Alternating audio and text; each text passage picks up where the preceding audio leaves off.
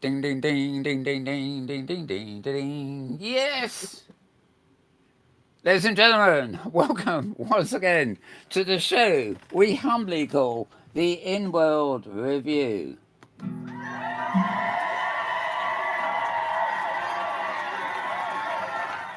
Yes, it is that holiday season again, and James is up to the baubles. And And there are festive. snowmen all around. Right. And darn it, there's an alcoholic drink on the table. What is going on here, I have to ask? The only sane person around here today seems to be, um, there's this doggy, who now has a name, doesn't he? By popular request, we had a competition, and he's now known as His name is Barkis. Barkus. Not Elon Musk, despite that No. came in second. Yeah, dubiously second, yes, Barkus. As in Dickensian names, come to think of it. But, dogs bark. So, yeah, good one, Barkus. And we know at least somebody's name rhymes with that, so I guess I might adjust that at some point too. Anyway, thank you, everybody. My name is Mal Burns, if you don't know already. And this is the Inworld Review, where we look at arts, destinations, and more importantly, the people, all scattered all over the hypergrid. The hypergrid being the platform that actually holds hundreds, if not thousands, of open simulator grids together and joins them all together. So we can jump between them. Unlike certain walled gardens, we will not mention because it's the holidays and we would not dare want to denigrate our friends, our cousins, will we? Anyway, sorry. To my left, our regular man on fiddling with the knobs and always finding an appropriate seat, none other than James Atloud. Welcome, James. Yeah. Hi, Mel. And boy, happy New Year, happy holidays to you. It's we've gotten to this point once again in the year. My goodness. And you're seriously lit up for the occasion, if I Yeah. say so Yeah. myself. These gifts are from the Avicon holiday party that was last week, and so Ah, we have all okay. these lovely appendages and accessories to wear. I must say that the one lower down looks like they had you tied to a tree or something and you've broken free. Yeah. But I'm just worried about the but power source for these lights. it, I don't know it's if I'm going still to get shocked. Yes. Who knows where oh, it's I see. plugged You've in? got like We don't a little know. USB socket in your arm, have Yeah. you? And it's Yep. powering Yep. off your bloodstream. That's Yeah, it. yeah. Yes. They're great. These little LED lights. They don't need much power at all. They can Right. do it all from your bloodstream. Yeah. Okay, well, that's fine. We'll chat to you again a bit later. To my right, of course, is my wonderful co host, as always. It's none other I always call her the Queen of Safari or the whatever, don't I? But she hosts a Safari, but she's the wonderful co host of this show. It's none other than Thirza Amber. Welcome, Thirza. Thank you, Mal. It's great to be here, and I am sporting a snowflake outfit. That's the Indeed, you best I are. could do. No flashing lights involved. Well, it's moving. I don't know. It looks like the snow is quite comfortable settling on you, if you sort of see what I mean. Yeah. Yeah, you've also got a very cute hat on. Looks warm and toasty. It's like a winter hat, but with a long spiraling. It's like That's a right. witch's hat that somebody's mangled. Seriously That's where mangled witches. that's where I keep all my list of the naughty and nice of open sin, right inside that Ah, hat. I They're see. all So there. no nicking Thursday's hat just to get a copy of the No, list. don't do that. We do have a few other strange characters. We have a snowman that thinks it's Santa and is dancing away behind us here, and another big one that isn't doing much at all except holding a tray. And I guess he, she, it wants me to eat from. But never mind, never mind. I haven't got time to do all that. I'm too busy talking to eat. Thank you. Okay, and also finally on the show tonight we have our special guest for the week, as it were. It's Unadecal Masala. Welcome, Una. I shall call you. Good evening, everybody, And, and Merry Christmas. and indeed. Thank you. And Una is fine with you, is it? The abbreviation? Oh, yeah, that's fine. Yeah, wonderful. Okay, we'll be talking a bit later after we've got the elementary stuff open. We got a lot of sort of photographs and video and stuff like that. None of which are actually yours. You're going to be talking about the creativity in World, so to speak, but it, it features stuff you're vaguely connected with. So, we'll have a lovely chat about creativity very shortly. In the meantime, I'm going to throw the show open to Thursday again for our weekly opening gambit, which is our look at what's going on in the many, many worlds that comprise the hypergrid. So, without further ado, it's time for Hypergrid Happenings.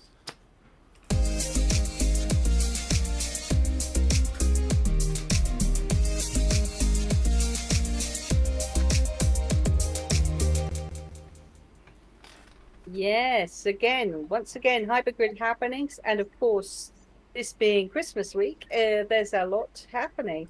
For example, later on today, there is going to be a concert by Rogue Galaxy, followed by Smiles Avery, and that's happening over on DigiWorld's Nefertari Beach Resort. If you've never been there, you definitely should go visit it. It's a beautiful building, and there's a bunch of different dance and formal areas over there. It's very pretty sim over there. And so Rogue is starting to sing at 4 p.m., which is in like 4 hours from now.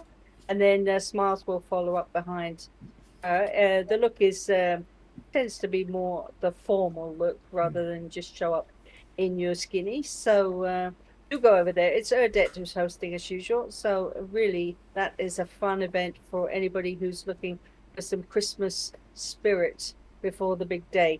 Another thing that's happening, of course, in the next couple of days, already began yesterday, is the Christmas parties over on Littlefield Grid. Littlefield is one of the oldest grids in OpenSim, if you think about it, going back 10 years, 12 years, something like that. And they're going to be having their bunch of fun-packed evenings, as they say. There's a bunch of gifts too, so go over there and pick up the freebies and also spend some time with the interesting folk of Littlefield Grid. There's all kinds of different entertainment there. And another thing that's happening both today, later on today, and tomorrow is a skating musical greedy game event over on Trianon World. There's pretty much something for everyone there. If you like to play greedy, maybe you can play greedy while you're skating and listening to music. I mean, what else could anybody want? And then Christmas Day. That covers it all, doesn't it, really? Well, Yeah. maybe not all. I can think of a couple more things. But this begins again at 4 p.m. today, and then again tomorrow starting at 1 p.m., which of course is 10 o'clock in Europe, 8 o'clock, 9 o'clock in the UK. The region there is called simply Christmas. So that's easy to spot if you're looking at it on Trianon World Grid. Finally, here's a thing that's not Christmassy at all, but I thought it was a fun thing. This is not the final slide, but it's a penultimate one. Now, this is something that Tesla Kuhn is doing over on Omnopolis Grid, and he has a kind of card game. You know, when you have to guess if the next card will be higher or lower.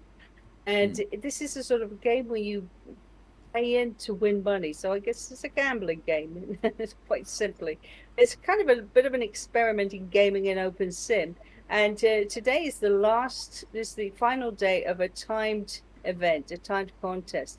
So after today, somebody's going to win a $25 Amazon gift card. The machines are scripted by Skimmy Mission, and it's really the beginning of a bit of an adventure in machines. It won't necessarily always be for real life money.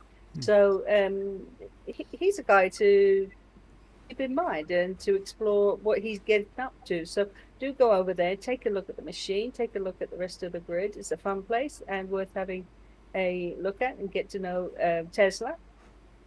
And the final slide for today is Winterfest. Now, of course, AMV, Alternate Metaverse Grid, they have events throughout the year organized with great care by Kat and Clifford and the rest of the team.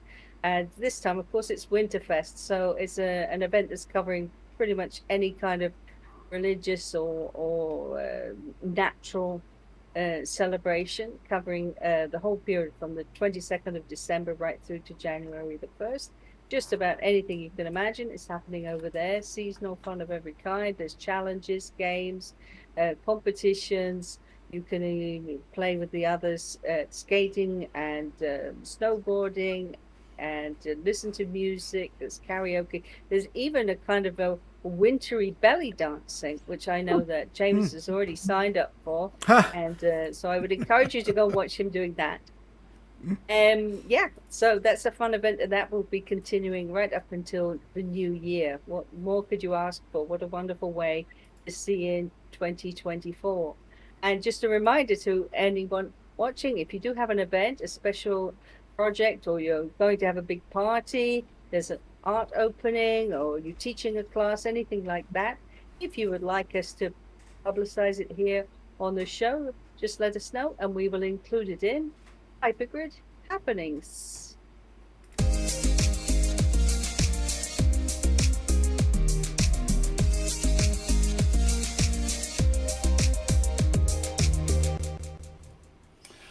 Well, thanks for that, Thursday. Hypergrid Happenings there. And yes, I wonder if they'll rebrand Winterfest to Summerfest for the benefit of New Zealand and Australia. But otherwise, a nice all-embracing, an all-embracing title there. Just a reminder, it's not always winter. I mean, yeah, you know what I mean. Right, okay. I think we can plow on now with the rest of the show. Now, last week, of course, we had a kind of resume of the first season of Safari in this year, still this year, isn't it? Yeah, it's still this year. And we'll be continuing part 2 of that next week, which of course is New Year's Eve. But this week we're on the eve of the Xmas, and we have a regular guest, so to speak. I'm not saying you're ordinary or regular, but you know what I mean. Una is host of Masala, OpenSim hosting, and a whole load of things. Before we get into the rest of it, I've got one slide up which Thursday sent me earlier. Well, it's not a slide; it's your webpage actually. So let me just scroll down a bit. It means chopping the top off, but at least we get the bottom bit with the addresses on. Right, slightly wrong dimensions for this, but never mind. There we are. Tropicana special, a partnership with Mike Townsend at Tropicana. You're offering a selection of regions, etc. in the States. Prices increasing next year. Oh no, last year. I don't know. Yes, that was something I threatened last year to increase prices, but I was able to keep prices the same by just finding more reasonably priced service. Okay, well, you can tell us about that. I shouldn't say it, but the reason I put this slide up now is we can leave it up for a couple of minutes. This has got your address, so if people want to teleport to you, they go to hd.osgrid.org/ port 80. OSGrid doesn't bother with the thousands, it just has port 80, and then colon, and it's Masala Estates Office, and underneath you've got the email there. So welcome to the show, Una. And maybe you'd like to start with a quick little. We'll go through particular things earlier, but maybe just a quick history of the grid. I know you've been on before, but we might as well refresh people's memories. How you got into it, and how long you've been doing it, and any greater mission statement you might have lurking. Just tell us introduction, basically. Sure. I started in Second Life, like so many of us did back in 2008. I was very much into role-playing, sci-fi, Star Trek, and medieval role-plays. And one of the groups that I was in, we were very poor. We couldn't afford land to put our sets out. And one of our members had heard about Osgrid and OpenSim and all of this. So we decided to migrate to OpenSim and open our sims in Osgrid. I was hosting them. And then Osgrid had a bit of a hiccup for a few months. It went offline, big server crash. So the only way for us to proceed was for me to learn how to set up, configure, and run a grid. So we set up our grid. I hosted it from home for a couple of years, and that sort of fell by the wayside. And then I started playing with more professional servers, Linux instead of Windows. Um, and during the pandemic, during lockdown, that's basically what I did. I taught myself how to host more professional servers, and people started asking me to host the Sims for them. Yeah. And slowly, I started building up a clientele. Uh, Started hosting personal grids as well.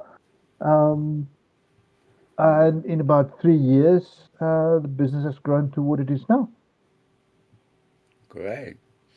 I have one question before we move on to a couple of other things. While I got that picture up, actually, because it took me a while to click. The picture there, it's like an old Roman helmet or something, overgrown with moss and stuff. At first, I just thought it was a rock. Is there any symbolism to that? That is something that Mark Townsend uses for his Tropicana website. I'm not. It may be that it is an undersea ruin, for example. That's how I would see it. Although it Huh. doesn't look very much like that. No, it Um, just looks like moss. It's beautiful though, It isn't it? It's a is, it yeah, beautiful it's is, great. yeah, and picture. that's his own original artwork, I think.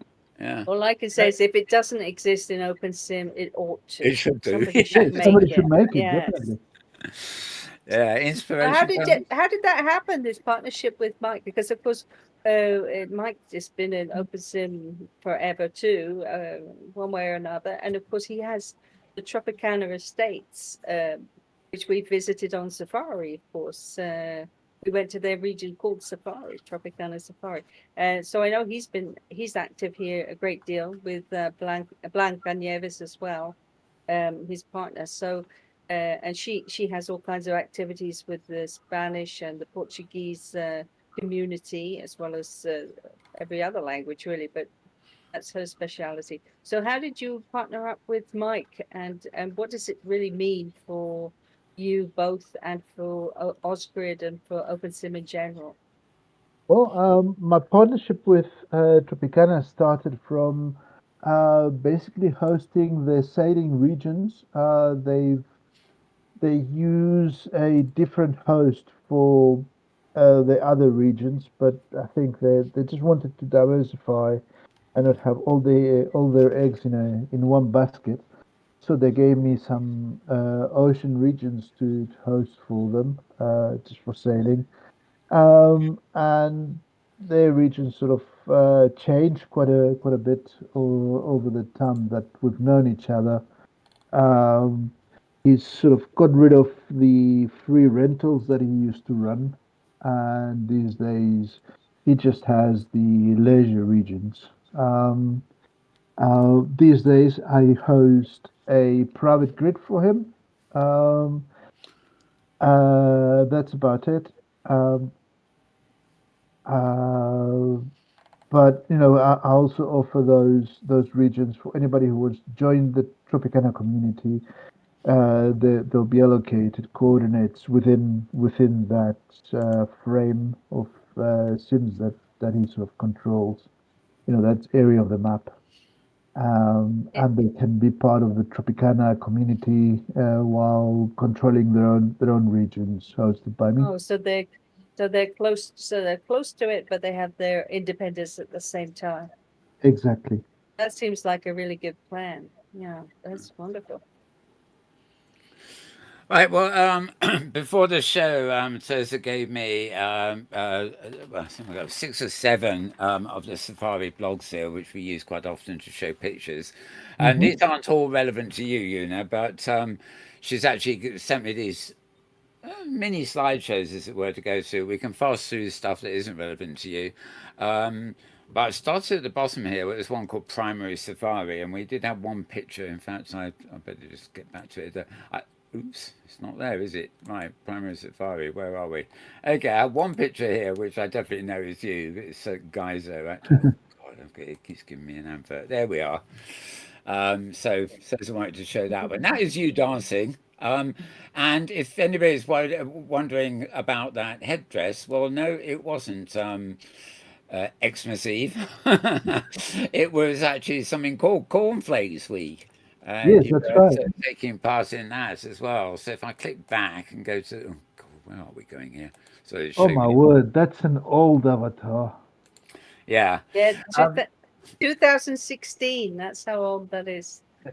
This was this. I think the second Cornflakes week we ever did. Yeah. Possibly, yes. The, the Safari mentioned it. Primary colours, silliness, clowns, free items, music, and throwing away all your worries for a little while. Yeah, well, definitely colourful there, as we can see. I'm going to click through the pictures as we go through them, so as I can comment on them. Um, Obviously, we could just fast forward if you think some aren't relevant. So we've got the same cornflakes headdress there. Yeah, I think that's Lucy, Uh, isn't it? yeah, here's a group of us there. Or Um, craft grid. Yeah. Oh, Jim Morrison t-shirt. I've never noticed that before, but never mind. Right. Uh, more cornflakes here, of course. It's an acquired taste, I think, this. But cornflakes, of course, is no longer with us. But the whole week is a kind of celebration of a creator from days gone by. Yep. Pause me if there's when we get to anything that is There we relevant are. to the Yeah, guitar. so This was so one, isn't it? Yeah. that's right. So the first half of this blog post is about we were on Craft Grid to celebrate Cornflakes Week, and then the second destination was here, which is a place that should be familiar to Una because it's the Guitar Island. It's probably changed a little bit since 2016, but it's the Museum, I think it calls it, that belongs to Greybeard. there you go, Greybeard Thinker. And is that right that you host his region? Is that correct?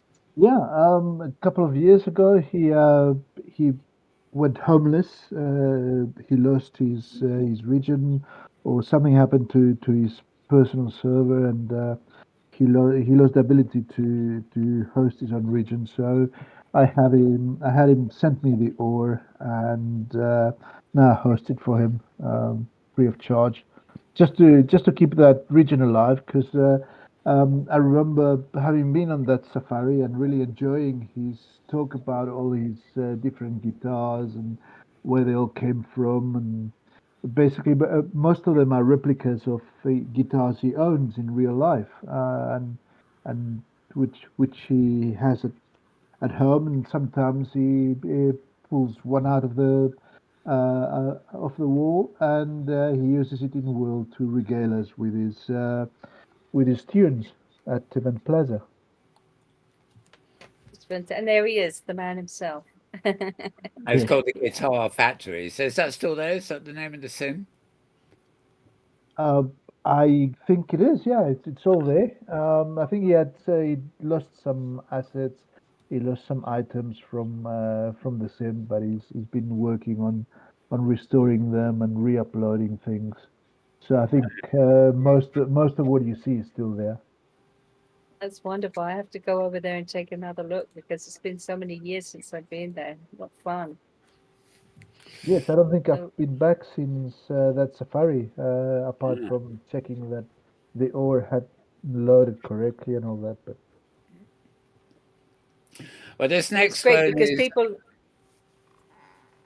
Sorry, go Sorry, ahead. Thursday. I was just going to introduce the next one, but I over talked you there. I was just going to say people always think of Open Sim as such a temporary place that things just here today and gone tomorrow. But if you think about we visited in 2016 and it had already been there for a long time. He'd already built that sim for ages. So more than 10 years the region exists. That's pretty impressive.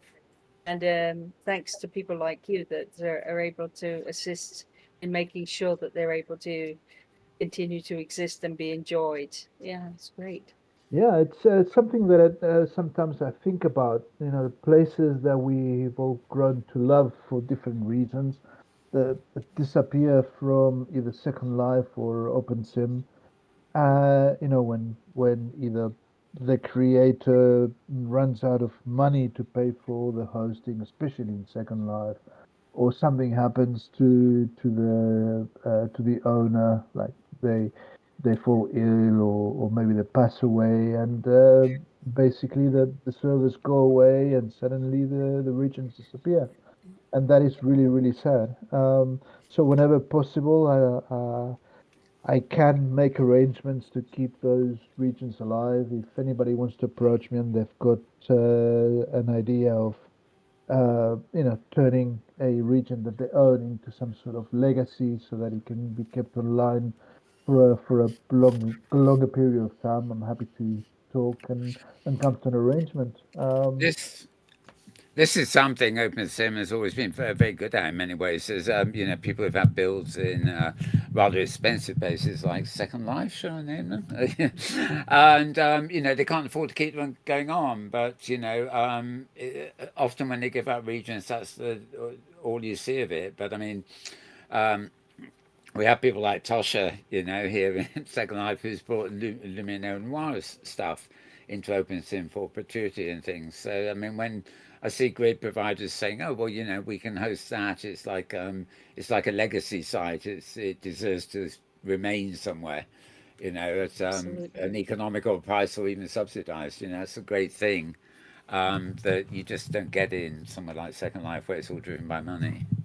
Exactly. So this one now that Mal has lined up for us, this is instead of a legacy place, this is a brand new place, right? This is Lioness Den, built by Lavia Levine, and her region is on Genesis Roleplay Grid, which I believe is hosted by you too, isn't it, Una? Yes, it is. Yes. Yeah. Genesis Roleplay Grid has been with me for a couple of years. They started in Osgrid with a couple of regions, and then as they grew a bit larger and they wanted to manage the privacy better, have better demarcated private areas and public areas, we we came to an arrangement that I would host a grid for them, and that's where Linus then is at the moment. Um, And we were uh, wandering around there when we met this strange, strange man with a funny thing on his head, didn't we? Is that strange? That So looks good to me. My question is James wearing the elephant or is the elephant sitting on James? reminds me of a song called, I think it was a song or an album called Strangely Strange Yet Oddly Normal. Yeah. Maybe I'll name the elephant Larkley or Larkus. You should definitely do that. Yes. Yeah, this was a great visit because she'd taken the time to make her welcome sign match versus Safari lettering and stuff like that. So Cool. yeah, really cool stuff and very picturesque. Well, So one of the great things for our visit here was, I mean, obviously it's a huge area. Is it a 2x2 or a 4x4? most of the regions on that grid are 4x4s, so I reckon that So, that one is a 4x4. Yes. but I'm pretty sure that nobody had any kind of lag, or not real lag anyway, not serious lag. And it was incredibly quick to see everything. It's obviously is a combination of the quality of the server and also the quality of the builder, because Lavia, she's a past master at getting things just right, so that um, when you arrive, you have an interesting thing to see that's not too heavy to load. There she is in the picture. Yes, Um, she spends a lot of time and effort making sure that there is as little lag as possible on her lands. also very educational. Although it looked good, as you can see here, she had all the billboards and the history and everything of the various animals too, which was as much to learn there as enjoy walking around, so to speak. Next one then, where are we? Oh, so. It's a great combo of information boards, but also objects that you could look at, and even a video to watch. And am I right in thinking you spent some time in Africa too? So this must be an interesting build for you. Did she consult you at all about? No, she didn't, because this is not something I talk about very much. But I spent the whole of the 90s living in South Africa. I lived in Johannesburg. So I had lots of experiences there that I could draw on for this safari. Um, I was lovely to see such a realistic build. It brought back so many memories. So immersive. It was quite an experience for me. Really, really good experience. It was something that I was not expecting to feel when I went to that region the first time. Very beautiful, yeah. Right, I'm going to before we. Oh, actually, this is maybe I should leave this to later. This is one film we actually took, but it's about 14 minutes. We might run it later. I think is this the Lioness Grid 30? Do you know? No, this is the land of Zar. This is Oh, of course it is. Okay, so we'll come back to that. I'm ad-libbing on the spot here, trying to figure out which was which. So we'll come back to the slides for now. Right, That's let's move okay. on. Right. Land Oh of yeah, Zar is also on the same grid. So if you want, we can talk about that one now. But it's on the same Genesis roleplay grid. oh, the one I was just showing, you mean? Yeah, Yes, okay. Well, yeah, we'll wait till got to. We'll get a break in the slides, and then no problem. we'll chat over the video in a minute or two. Okay, this is our friend Whirly, isn't it? Doing his horse riding for the camera there. What else have we got? Yeah. Yeah. No, oh yes. So as I mentioned, they have video there and everything. Here's a good example. What's next? And yeah, it's really good lighting in this place. I don't know, it did feel Africa and very sunny and everything. It just was, yeah, a very rich feeling, and the whole thing actually, even outdoor bits like this, which at first sight don't have much detail, but the textures and the lighting and everything is, yeah, really good. Oh, I love the trees. Big trees. Yeah. Okay, moving on. Ah, dinkies or whatever they're called joined us. Do interrupt with the comments. Oh, hippos, right. So forget the lionesses. We've got hippos now. This yeah. is a good. She went to a lot of trouble to make it look very realistic. It's a beautiful grid. Absolutely. And yeah, and so quick too. The racing. I think everybody really enjoyed being able to run around. Although we didn't see everything by any means, there's lots more on the grid that we missed, on the region that we missed. But still, just a joy. It feels so much more realistic if you don't have half the things in your viewer that are grayed out. When you walk and immediately everything is perfectly popping, all the textures and all the animals moving. Just brilliant. So what kind of service do you use, Una? Do I you have them? Where do you have them in the world? well, I've got I use two companies. I use a company in the States, which is where this particular grid is located. They've got several data centers, but the one that I use is near Philadelphia in the US, because I want to keep my servers that cater to American customers and that host regions in Osgrid specifically. I want to keep those servers as close as possible to the clients, and of course to the Osgrid asset server, because that makes everything Hmm. smoother. Um, so I've got about This is great. 18 servers on that one data center. Um, they're Wow. all very new AMD servers with 64 gigs of RAM, very fast storage, very new. I've got all those renewed within the past year or 18 months. And Oh, lately, I've been expanding my server base in Germany as well for personal grids. I've got several grids that are European based. So I've got servers in Germany through a company called Hetzner. Um, and I let go of all my lower spec servers, and I do top of the line Ryzen 9s with really fast um, storage and 128 gigs of RAM. So grids like Trianon World, which is one of my second biggest grid at the moment. mm.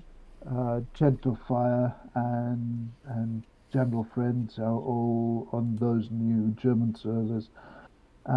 Their performance is second to none. The some of the fastest grids that I've seen in the hypergrid.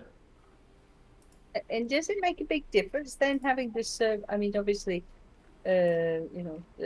many people who are in Europe are also in OS Grid. But in your opinion, does it make a big difference if you have the server near the client? Does Um, that make a big difference?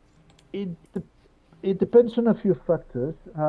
It can make a difference, but in the case of Osgrid, for example, it makes a little bit of a difference if the server is close to Osgrid's asset server, which is somewhere in the west coast of the US, but I'm not sure exactly where. Um, I will have to consult with them on that and find out. Um, but for self-contained grids that have their regions and their asset server on the same server, it doesn't matter where you have it. Trianon Grid, for example, is in Germany, but most of the people that go there are from the US and they have super fast performance. So, Oh, it's so interesting. Yeah. So now Mal has put on the screen. This is Stars region, which is again still on Genesis Roleplay Grid, and she has built a region. I think again it's a 4x4 maybe. It tells the story of her novel.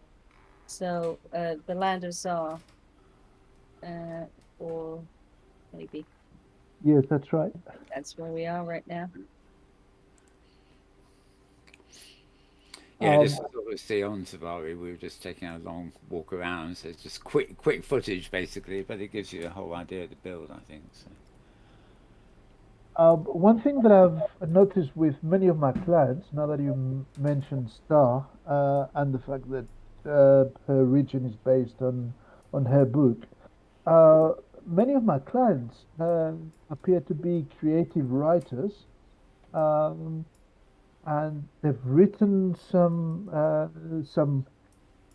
role plays, or they've written a book, or they've written a novella on a specific theme, and they then obviously started in Second Life, but then they came to OpenSim and they want to recreate what they've written about and what they've got in their head, what they've built in their mind.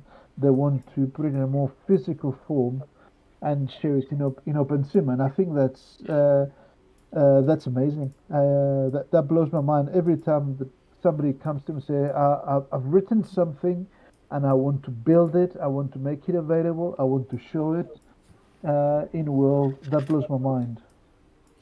Yeah, You know, it's inspiring. I did that the other way around years ago when I had it was still offline somewhere a major self-hosted region and original Gate Connecticut. But I was the other way around. I did a build, and then I thought, right now I'm going to invent the story. Yeah, that's the Because way. I looked at it, I thought, well, look, imagine this scene, 100 years ago, 100 years in the future, and imagine some kind of story that in there, and yeah, I mean, I think visual storytelling, it all sort of folds together rather neatly in some ways. Sort of you can approach it from both ways, or both at the same time. I mean, we spoke to somebody, didn't we, recently, who's They've basically taken a fiction and visualized it, but they've then turned what was just a fiction into role play. So people invest in the characters from the book. I forget I can't remember who it was now, but the idea of all that mixing things together has always kind of intrigued me. It sort of extends all the mediums at the same time. There's so many different ways you can live fiction. Obviously, in world you can be just a fictional person and just Yeah. make up who you are, but but you've also got so many people doing it as Una was saying, sort of reinterpreting something they've written and making it 3D. And then on top of that, you've got people doing, as Mal said, the other way around. But then you've also got people who are coming in world to read books. There's a Furry World, which is a German grid, where they read each week. They have a meeting where they actually sit down and they share a novel together, and it's read in installments that take a couple of months to get through a book. Um, there's Yichud Mooney over on AMV Grid. He does the same thing. There's several different people who do that and read different tales in world. So yes, there's a huge desire to be involved in role play and reading and writing, and it's incredible how many different ways you can use OpenSim for this kind of storytelling purpose. It's great. Well, that's a nice picture. You really I'm begin to just see the reminded land. too of somebody must know, I'm sure, is Noah Nook, or Noah Malone, actually, I should say. And I remember the first time I encountered her many years ago, it was she had a region called Noah's Nook, and as opposed to the stuff she's doing now, she simply made it a home for authors to bring their kind of little visualization of their books in. Yes, I So remember. yeah, and I don't know whether it's still. I mean, Noah's Nook's still there, but whether it's still built that way, I don't know. But again, that was a good example of just not a book club for readers, but a book club for the writers. If you see what I mean. Yeah, Which I always thought was a great idea. I think one of the first many good. safaris that I attended was Yeah, to Nara's Nook. Oh, yeah, Yeah. that's right. And of course, there are many other grids that have or have had in the past or still have writers groups. A lot of people use it as a way to get encouragement for their writing efforts. So not everybody manages to do what Star has done and build a huge region with all these buildings out of her book, but incredible stuff. But you have another grid, don't you? CCI grid that belongs to you too. I think Mal has some pictures from there too. Yes, that's right. That The belongs. Viking one, do you have that one, Mal? right. Let's pause this. There's 4 minutes ago here, so let's pause that one for now. Video. Oh no, the pictures. Sorry, isn't it from your thing? Yeah, which one? A very Viking visit. This one was, wasn't it? So yeah, here we go.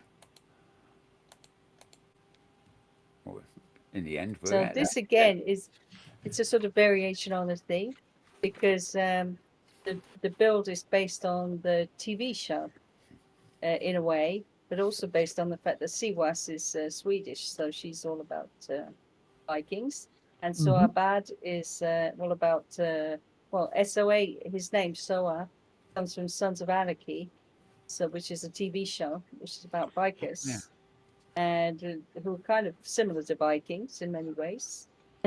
And these pictures come from when we had a safari to visit their uh, region, Lofoten, I think it's called, on CCI Lofoten, grid, yeah. and that's yeah.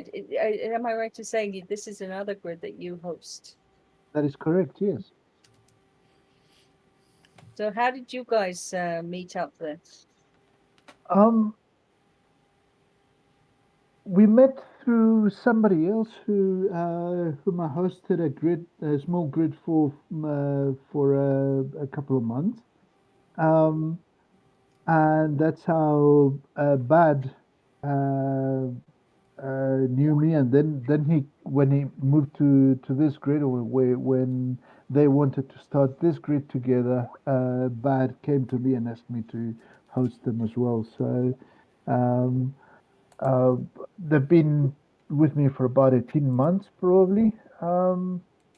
Most of the grids I have been with me for several months. In some cases, 2.5 years. Once I make establish a good working relationship with a grid, they tend to stay with me for a long time. That's a good sign.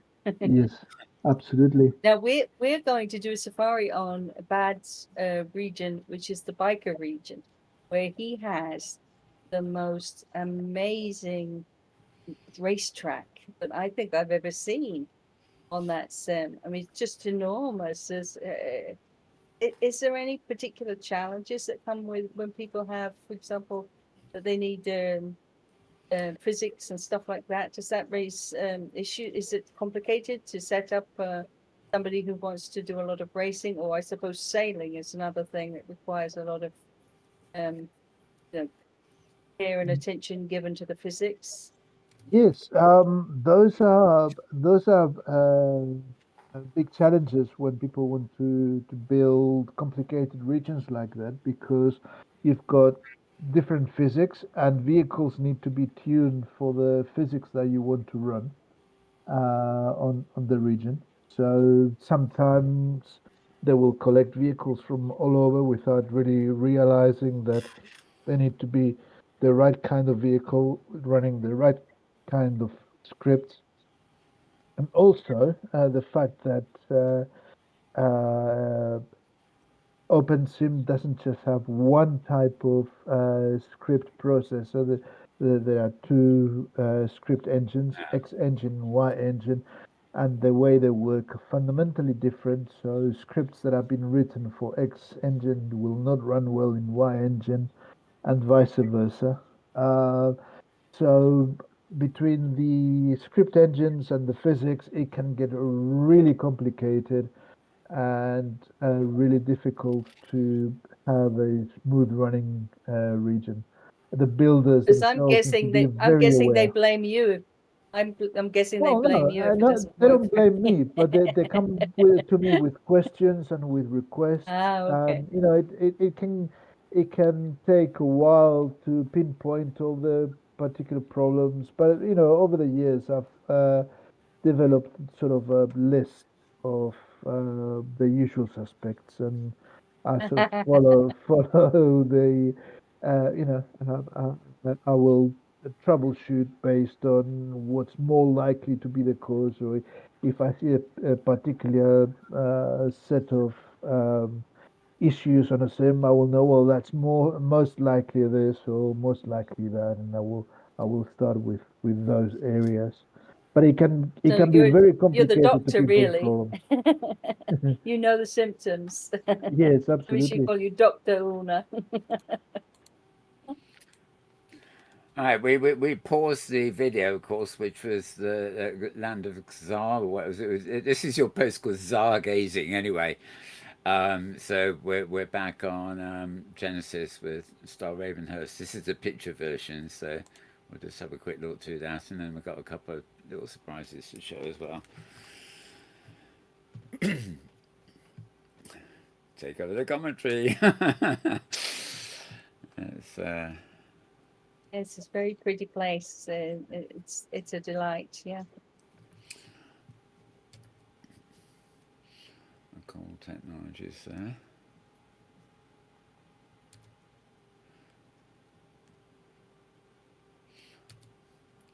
Okay, I'll shoot through these since we don't seem to have much comments, but Yeah, Ravenhurst I think Apothecary, there we are. unfortunately, I think we said everything over the video. Yeah, this one. Fair enough. So yeah, it's a nice Although I do picture love there. that, I love that picture of the gas station where the price is OMG. I I love it. Yeah, that's can good. relate to that. Yes, that's yeah, normal state of affairs these days, really, isn't it? Sadly, yeah. But again, this is one of those regions that we visited with her, and she showed us a few parts. But there's so much else to see there that Oh, when you yes. go exploring on your own, you realize that you've only seen maybe 10% of the story, and it makes you curious to read the whole book because there's so much going on. God, boats, pyramids, and hippos all in one shot there. That's nice. Everything. And yeah. And that's the last one for there. Okay, I think we got we got 3 more locations to look at there. But before we do, I'm going to go back to the videos. Um, these ones are like new things for this week. Well, I say that. One is our friend, his name Mike. What's it? Who? Oh God, I got a wheelie here. Basically, I have a video coming up. I think when the wheelie stops. That's not helpful, is it? Look at that. It's a wheelie. Oh, it's not on the broadcast. It's just on my machine. Okay. Oh, why did I do that? Let's see if I can. No, that's okay. No, it isn't. Sorry, I got one of these beach ball wheelies that comes up on the Macintosh every now and again, which basically is telling you to behave yourself. Or else, let me. Okay, I'm going to close that completely. I can always open it again. And right, that wasn't good timing. Okay, there's a couple of other films to show, but I'm going to go back. Whilst I get things restored here, I'll go to the next one here. This one was called The Gift, again on the Safari blog, and yeah, here are some of the pictures. I'm not quite sure. Oh right, sorry, this is in French, so. Yeah, so this is actually the region we're on right now, here in Osgrid, right. Exupéry, which is, of course, named after the French writer Antoine de Saint-Exupéry. And this is also one of your regions. So yes, it is. so we love being here, but and then there you are again. And this is the region is set up as a remembrance of the Little Prince, the book that's probably the most famous book by Exupéry, and the region was built by Wizard Oscro with a lot of help from Cherry Manga and of course Tina Bay. So it's a gorgeous region. I love it. I love arriving here and looking at the beautiful decoration that they put here. We really should have another event here. That would be fun. It's such a beautiful book. It's timeless. Sorry, just a slight interruption in some of the pictures whilst I reorganise the background window. Right, so here we go. Yeah. Nice. Oh, what's that, the idea of floating text? You can read. Yes, we were lucky enough to have M. Jannings come in, and he did a wonderful reading of one of the chapters of the book, the chapter about the fox. That a lot of this is still very emotional. I remember that. Yeah. A lot of the outline of all this is still down below here. We're up in the sky. Everything is still exactly as of course, yeah. So you can either hop and visit our studio one day and then drop down into there, or you can visit there and drop up into us, sort of thing. And the sky is a custom EP made by Cherry, particularly for this scene. And it's very beautiful. It will be unique for me, indeed. It's such a wonderful book. Ah, Lone Wolf on his horse. And there's Lone Wolf, yeah. Yes, I must say, considering he's got what appears to be mostly now the top grid in all the listings and stuff at the moment, but he still seems to be manages to. You know how some people always end up in their own grid, especially owners and things, but Lone Wolf seems to be everywhere, you know. No, he is great, yeah. But of course, I think the same's true about you, Una. I see you all over the place, you know, you like to get out and about, and I think that's so important. It's very easy to be very sort of, there's so much to do, of course, in your own region, but it's great if you can get out and see what other people are doing and sort of have that friendship too across the boundaries. So. Okay, this is about 1 minute. These are just some extras that I could have put at the beginning, but I thought we'd just break up the thing here a little bit, just so chat over them if we need to. This is is it Mike McHugh, who's always posting these things on YouTube? This is Immersion Island, um, uh, open house on Immersion Island, and this is actually dated the 13th, which makes it about 10 days ago or something. It's also got music, but whether we want that or not. Right, I'm muting that because it's so quiet you can barely hear it anyway. So yeah, quite another sort of quick picturesque look at something. So yeah, Immersion Island. Um, where would that be, says? I'm forgetting now. It's It's not. it, I think it's on Kitely. Yeah. right, okay, yeah. Oh, no, he is himself, Mike. If you get in close enough, so I'll recognise the name. Just a short one there.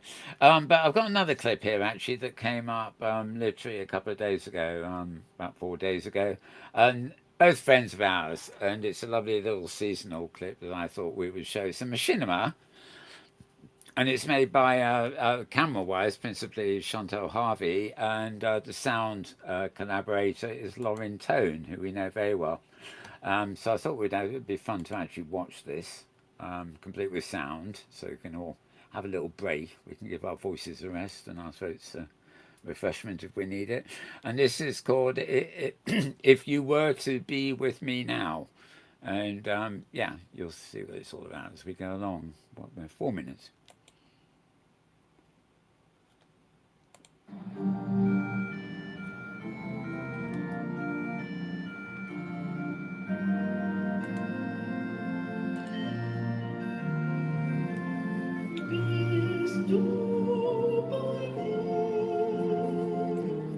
Another Christmas on my own, all alone.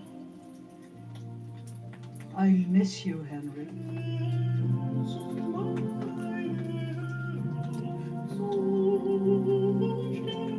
I keep thinking of our days together.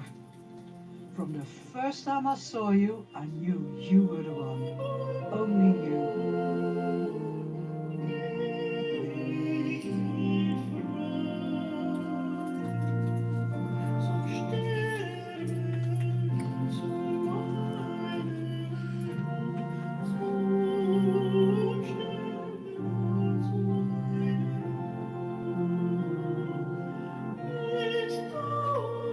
Oh, my darling, how we enjoyed our lives together. Why did you leave me? Are you really, really dead? Come back to me. You always made me laugh, never a dull moment.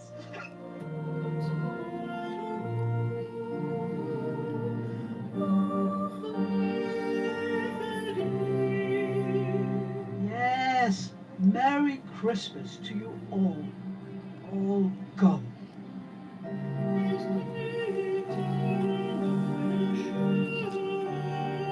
Oh, Henry, I miss you so much. Remember how we danced?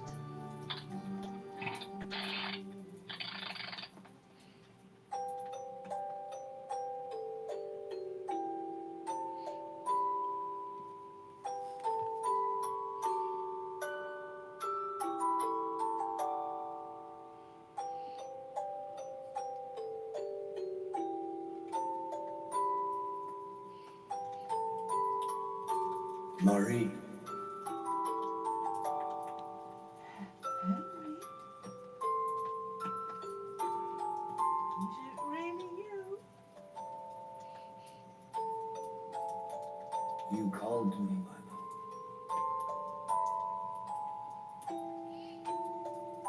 I want to spend one more Christmas with you. Shall we dance? This is the Christmas I've been waiting for.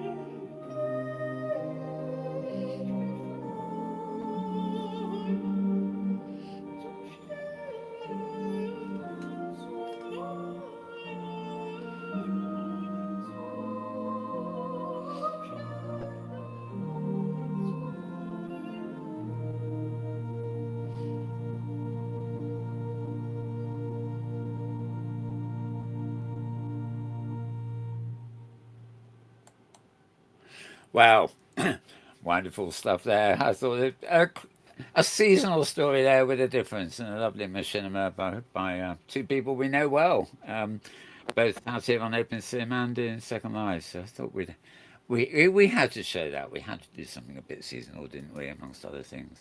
So let's get back to our picture things. We did the gift, didn't we? Okay, actually, the last one here is the I one was you going gave. to ask. I was going to ask Una if he's ever thought, since he has so many um, clients, if you will, that have beautiful regions. Thinking of the CCI grid, Genesis roleplay grid, such unusual and very beautifully and detailed regions, beautifully done. Wouldn't it be interesting if we could somehow have um, a sort of a collection of places that could be used to make machinima? Because Uh, you have to think how nice it would be if there was more people making machinima and telling stories in open sim. Because I don't know if what your view of that is, Una. If you know of a lot of people making movies in open sim, moving around and using different regions as the background. But it's a shame that we don't have as much as you see happening over in Second Life, where of course machinima is a really big thing. So That's a great idea. We should have a curated directory of locations that could be used to tell all sorts of different stories in different uh, styles, different time periods. Yeah, that's somebody should put that together. I would definitely contribute all the sims that I know of that might suit as locations, and I'm sure that most of my clients who build beautiful places like those wouldn't mind being visited and having their locations used as backdrop and scenery for their projects. Absolutely. and you I think consider when the we the frame rates that we get in OpenSim compared with what you get in Second Life. I mean, frame rates is everything if you're filming. And so with you could just imagine what quality you could come up with. it's actually been a long in the machinima community, which obviously well, it's where involves offline stuff too. The machinima is more than just our virtual worlds, but it's been long since the case in what we think of the machinima community in Second Life that they actually film in open sim as well, because the regions, the style of the builds doesn't vary that much. You look at an island, a picturesque island, it could be in Second Life or it could be in open sim. But as you say, many filmmakers will do the majority of non-complex stuff in open sim, because there's less lag. They may then go and film another section of it in a busy street in Second Life, not because it's laggy, but it's the only place you can get that many people into the street at once, But Yes. when you're setting this up, I mean, back in when I had my own grid in, I guess, well, Great Canadian, the one I was talking about with stories earlier.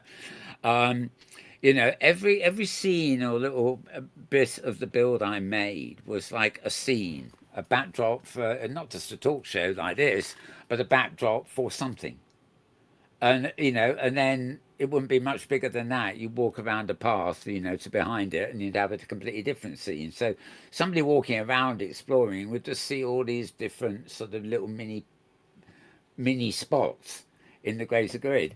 And when I go on safari and stuff, in a way, although I don't do it, in the back of my mind, the first thing that I think of when I go fire up the camera is am I going to get good footage here to make my imagination run overboard, or is it a bit bland, and so I just focus on the important, detail.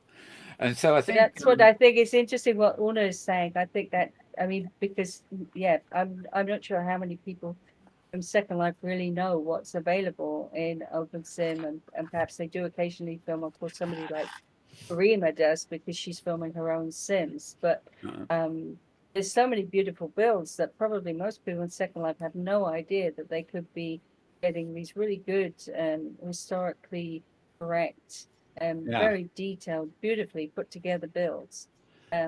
It's It's just definitely sitting there, just waiting to be turned into an wait, incredible machinima. waiting Yeah. for the camera. Yeah, in fact, Yes, I'd actually love to absolutely. start doing machinima again myself. If I could find the actors and stuff like that. To you only need a couple of people in dialogue and scenery, and a plot, of course. But there was a chap I should actually mention, A-View. He used to have A-View TV in Second Life, and he was very instrumental in setting up. I forget what it was called, but it was like a machinima makers thing, and I think Lyndon and Isn't that Dalmody. guy? Wasn't his name Fred? I'm sure his name is Fred something.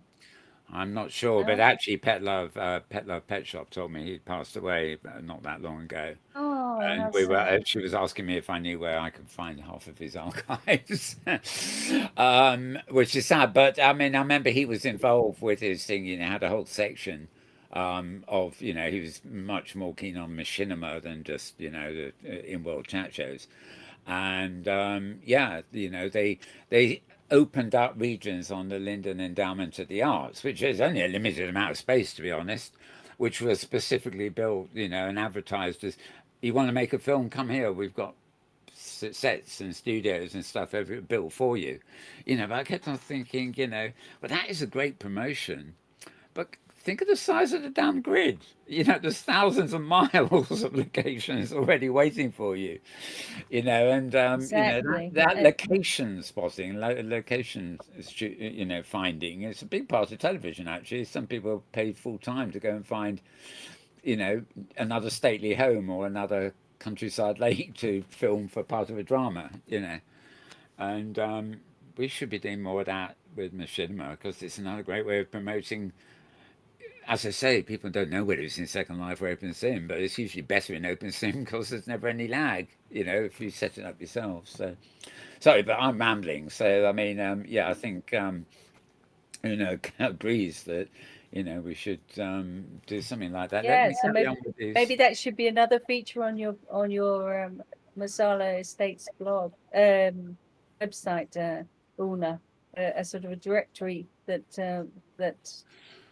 machinists from Second Life can consult, because obviously they would need to get permission, because can't just film on someone's land and not give them credit for it and everything. But I mean, just looking at the scenery here is on this Viking.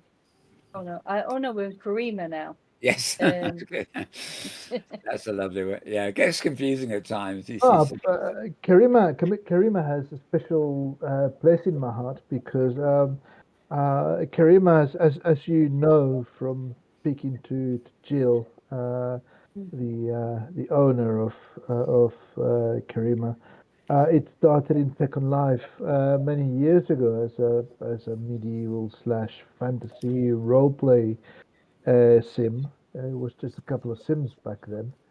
Um, and then it came to OpenSim, and it's been around the grids. It's been on Metro. It's been on all sorts of different grids until uh, they had to recreate themselves on their own server, on their own grid, because they were repeatedly losing their homes as grids were closing or moving or changing management or whatever. So So tough. Uh, and I actually played in Karima, not so much played, but visited uh, quite frequently about 10, 12 years ago when I was still in OpenSim. So I remember spending time there. And when somebody who is involved in Karima asked me to help them through meeting at a different uh, grid which I host, I couldn't say no.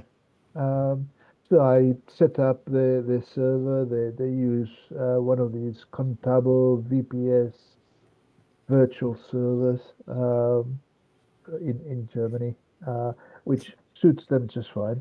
Um, but the costs of running a server with Windows and running it on DreamGrid were just too high because of the Windows license. When you rent a Oh, server online and want to run it on Windows, that just about doubled the cost of oh, rental.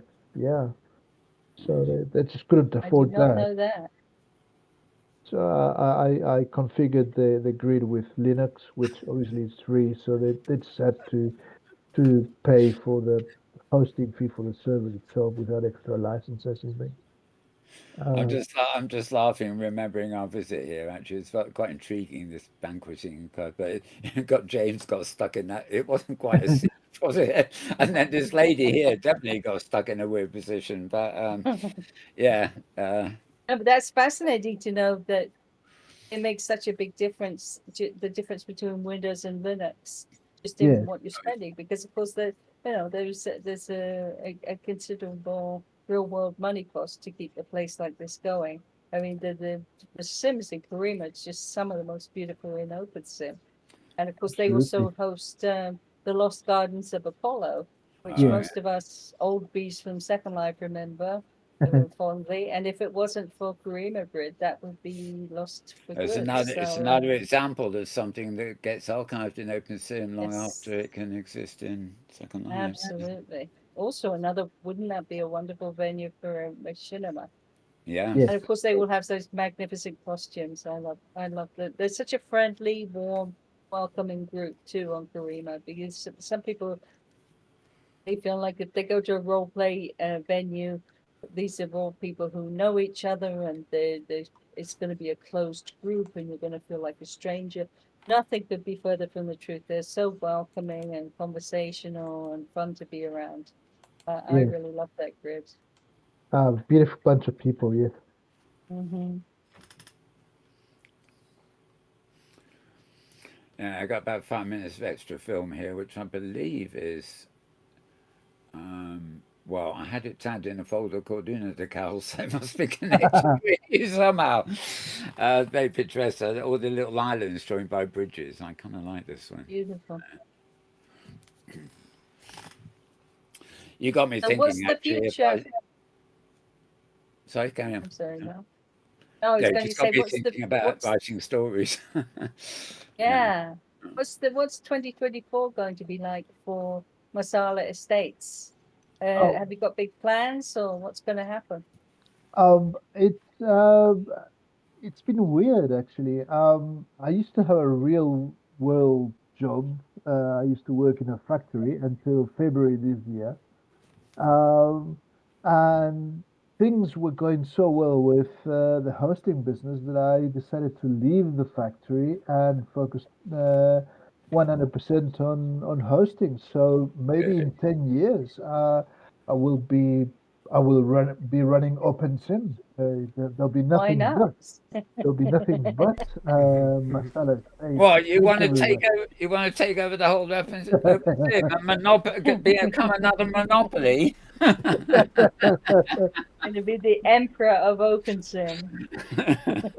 Good luck Oh, with that. wish you luck, yeah. It's actually getting to a But point now that if I'm you don't starting to think need big, help. yeah, if you don't think Really, big. I mean, that's a good thing in a way, but can it be stressful running so many, being sort of the It go-to can be. I person for so mean, many things?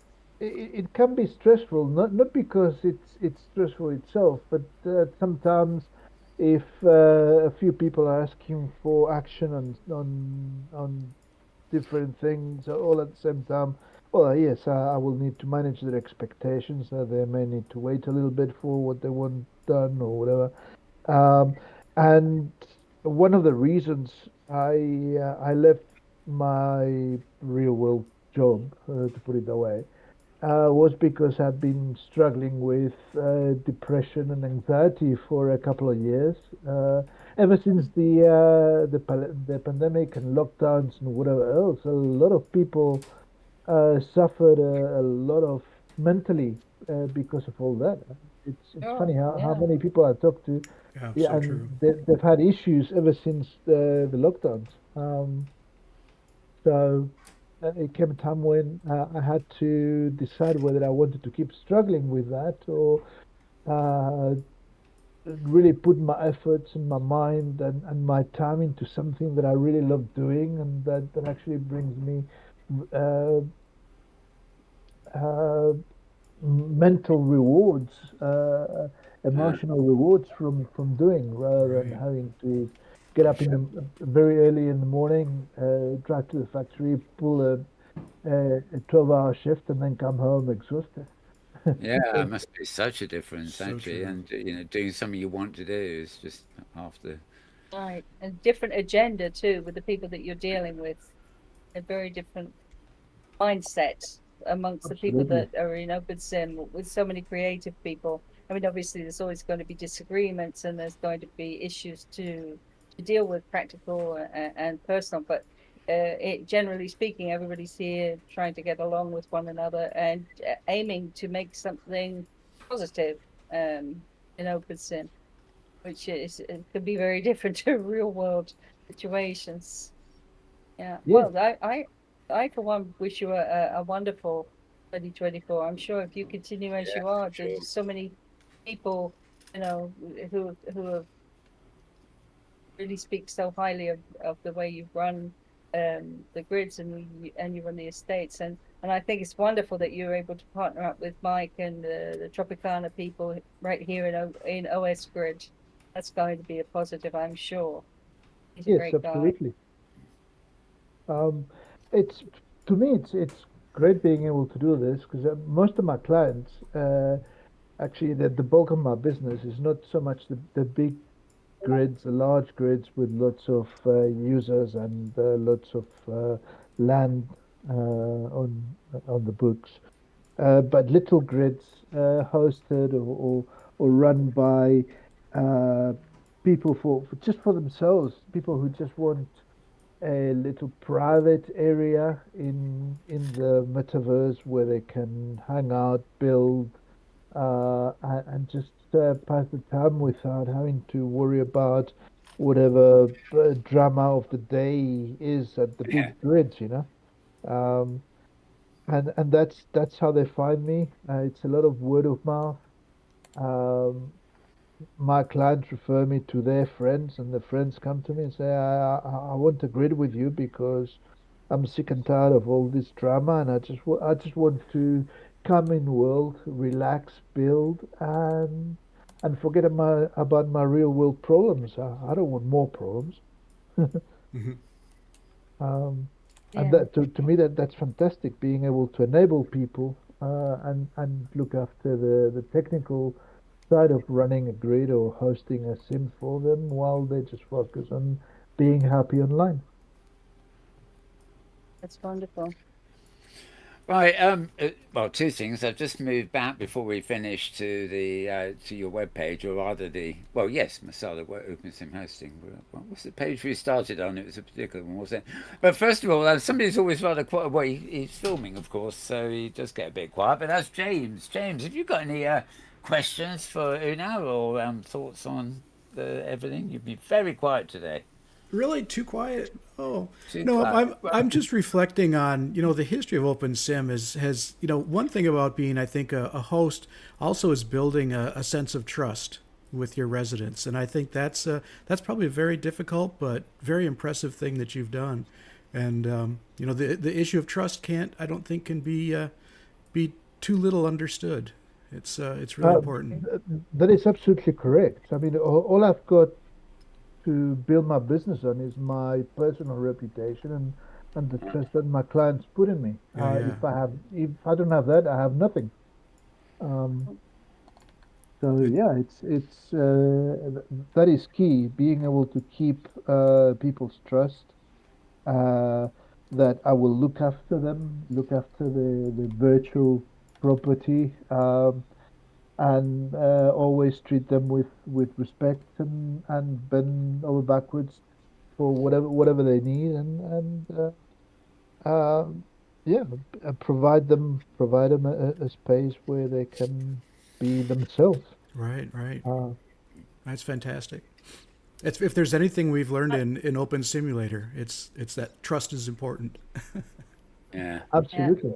And Well, of you course, can't have all more at than that. very affordable prices. I don't class myself as cheap, but I try to keep my services as affordable as possible. So Mm-hmm. instead of making huge margins on the services that I provide, I prefer to have more clients and provide more people the ability to get online and create and expose their creativity and you know and even just if they just want to pass the time and do nothing else, that's also fine. That's fantastic. I've just on your website the bit about you here. I've actually highlighted it because it didn't really stand. It was hard to read against the background. I'm sure it's even worse on video, but I've highlighted. I think you can read it now. But yes, it's basically. Unadecal virtual alter egos of George Calero lives and works in the UK. Yeah. Yes. Made a full-time transition to OpenSim in 2014, just before Earthgrid's great crash. Prompted the creation of Relicus Grid as a home for our little Bajura inspired roleplay grid. This grid from George's living room until 2018. Summer of 22, you found yourself on furlough from work due to pandemic imposed lockdowns, as we were just talking. Began learning how to host virtual VPS, virtual power server. Oh, I know. Private Dedicated Linux servers to host open regions for himself and friends. Very quickly, you identify with the niche for well-run affordable rentals for those OS Grid users who either did not have the technical expertise or simply did not want to be able to fight with their router and computer in order to run the region from home. I've always thought it is actually a great idea, but having your own world offline, and that's your real private home, and then you just use the hypergrid to teleport out to where you want to go and keep your assets on your own machine and stuff. But of course there are things that can go wrong with sort of that idea too. So interesting that what you've written there is that you specifically you mentioned the big Osgrid Great Crash, and then you start talking specifically about affordable rentals for Osgrid users who did not have the expertise or be able to get out of the dilemma of Osgrid itself not being there. And of course, it did come And down. that was a big shock, wasn't it, when it did go down, because it was down for I think 8 months. I remember the Safari had to move to first we moved to Metropolis and then we moved to Franco Grid because of that, because it was such a very long time down. Obviously, it came back, but again, it's only a couple of years ago that there was another big problem with the assets going missing and so forth. So yeah, it is still just a test grid. We have to remember. Yeah, and it doesn't have a suitcase yet. It had for a little while, but then they decided that it wasn't worth it. The problem with the suitcase is that it's fine if you manage it correctly. Yeah. But if you go shopping to all sorts of other grids and you fill up the suitcase and you never empty it, because the only thing that should be in your suitcase at all times is your avatar and the outfits you're going to need when you travel. That's all. And what you're bringing back before you dump them on home. Yeah, I mean, I always say, look, a suitcase is what you take on an airplane when you're traveling. Yeah. If you want to move house, then you got to order the containers and the shipping company and everything else. A suitcase is a suitcase. And obviously, what you keep in it is what you travel with, and it's such an obvious parallel. I guess it was Krista Lopes who created the concept along with the hypergrid of the suitcase, but it's so obvious. But some people say, what's a suitcase when it's at home? That's like well, what's a dinner? It takes very little consideration really, but I guess people think they just think everything's on a plate, and but I think if you use it properly, the suitcase is perfect because it means you can travel lightweight. Yes, that's right. And if you do buy something heavy, you can bring it home and dump it on your local asset server rather than carry it around with you. And I've always been surprised that OSGrid didn't have it, to be honest. Yeah, but most people are not that OCD to actually manage their suitcase proactively. So basically, what ends up happening is that your suitcase is full of rubbish anyway, and you take that rubbish everywhere you go. So that's why Dan decided to disable the suitcase in Osgrid because it was just pointless in the end.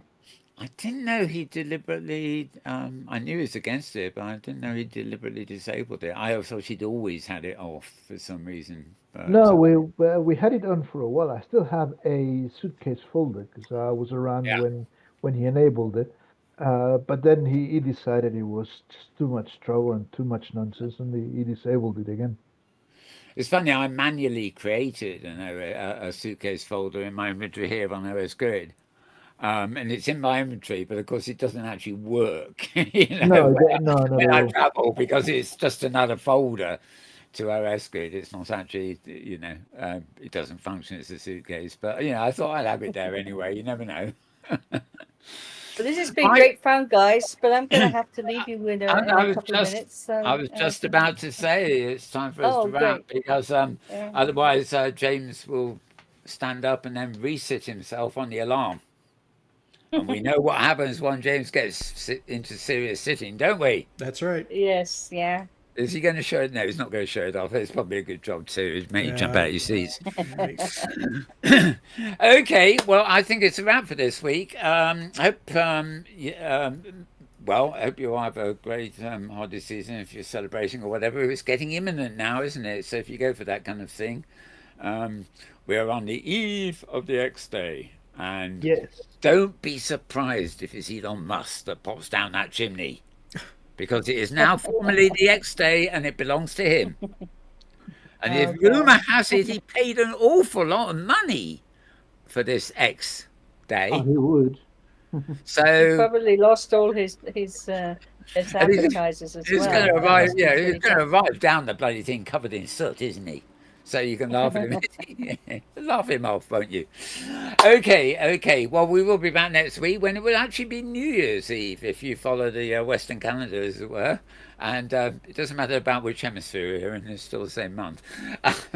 It will be, the day before January the 1st. So we're going to be having the second part of our look back at the Safari reviews. So we'll be looking at the second season of the year. We may even get to a third season at some point, but there you go. So that would be a sort of look back week. And for this week, we had a good show. So I'd like to thank Unadecal Masala, to give him his full name, for being here. Thank you, Una. Thank you very much for having me. Wonderful. Great talk as ever.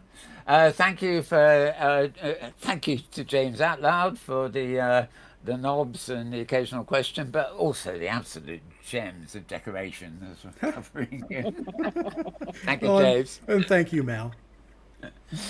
And of course, thank you to my wonderful co-host, Zar Ember, and the newly christened Woofus. That's right. Yeah. Newly christened Woofus. Close enough. No longer Complain. no longer Thursday and Dog. It's Thursday and Woofus. No. That one. Okay. Thanks for having me here. So that's about it for this week, and we will be back next week. So as I say, have a happy holiday, even if you can't avoid a holiday, but you don't have to celebrate it. You can just take advantage of it. Right. For now, it's a very good morning, a very good afternoon, a very good evening, and a very good tomorrow, depending on wherever and whenever you are. And actually, it does occur to me that some people are already gone midnight, so that's to the point, isn't it? Okay, we're out of here for now. Bye for now. All right.